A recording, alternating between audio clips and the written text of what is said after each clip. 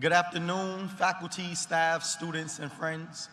My name is Jordan Pierre, and I'm currently a senior, majoring in broadcast and digital journalism with a minor in entrepreneurship and emerging enterprise.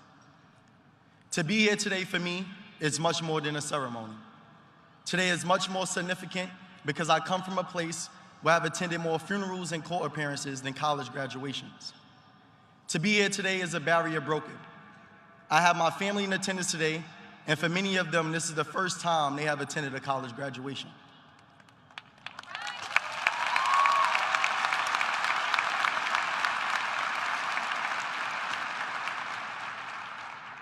Earning the opportunity to walk across this stage required much more than just passing classes.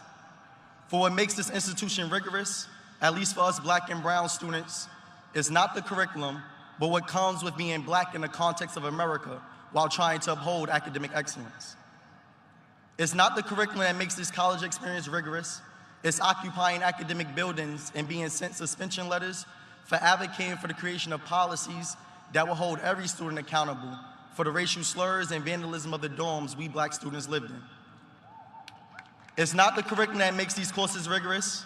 It's bearing witness to your Black women friends having a focus on academia while learning they have been stripped of their agency to choose whether to give birth or not, despite having the highest mortality rate. It's not the curriculum that makes these courses rigorous.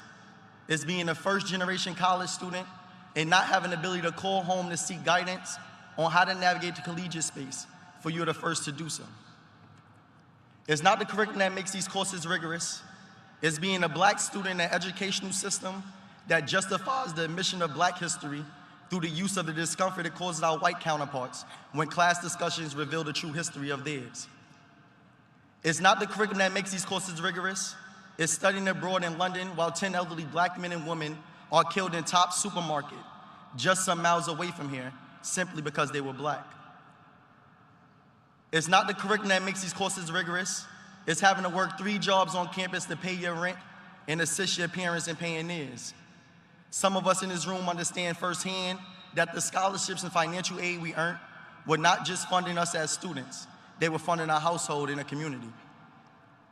It's not the curriculum that makes these courses rigorous. It's looking at the news and seeing someone that looks like you with the same name, Jordan, being choked to death by a former Marine on a subway station and witnessing his mental health being used to justify his death. I say this all to emphasize the danger of a single narrative story. The danger of being left to formulate a preconceived notion of a community based on westernized media, and the danger of having a seat at the table to tell your own story. I often say that it's easy to dream, but it's hard to aspire to occupy a space that you have never seen someone that looks like you in. My presence here today will serve as proof to the next young Black man or woman that despite what comes with being a Black student at Syracuse University, it's possible to speak at the Newhouse graduation.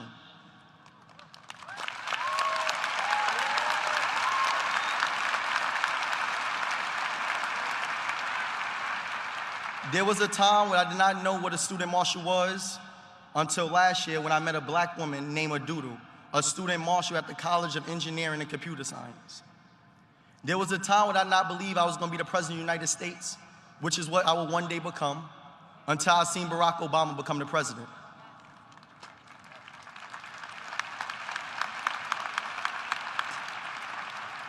My presence today will stand as a symbol of inspiration for the Black people who hear this speech will be able to see themselves in the position I am in and aspire to do the same.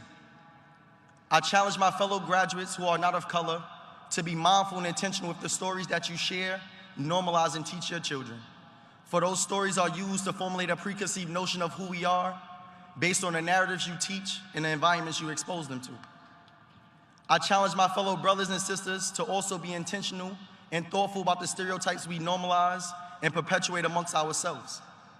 James Baldwin once stated that if the world does it to you long enough and effectively enough, you begin to do it to yourself. You become an accomplice to your own murderers.